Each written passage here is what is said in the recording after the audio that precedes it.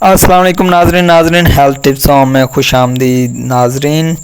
موسم گرما کے آتے ہی پھل سے ٹھیلوں پر جگہ جگہ بکتے دکھائی دینے لگتے ہیں۔ یہ ننھے دانوں کے برابر پھل غذائیت اور ذائقے میں کسی دوسرے پھل سے کم ہرگز نہیں ہے۔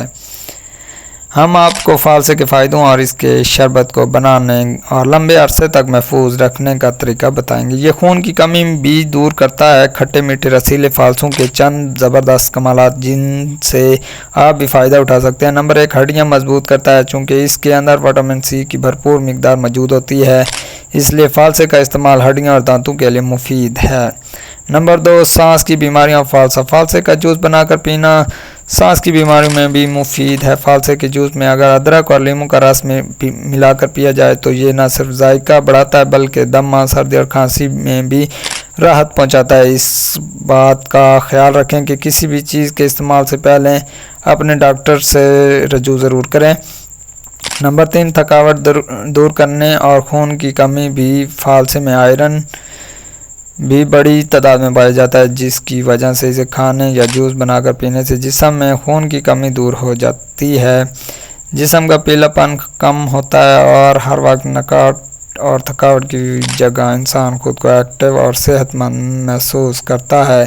نمبر 4، مچھر کے کاٹنے اور مختلف خارش میں مفید ایسی جلد جس پر دانے یا خارش کے مسائل ہوں یا چکنی جلد والے لوگ فالسے کا رس لگائیں تو خارش میں کمی آ سکتی ہے، اس سے جلد صاف ہوتی ہے۔ فالسے کے رس میں اینٹی بیکٹیریل، اینٹی فنگل اور جلد کو ٹھنڈک دینے والی تاثیر ہوتی ہے۔ اگر اس کا رس سر پر لگایا جائے تو بالوں کی خشکی کم کرنے میں بھی مدد ملتی ہے۔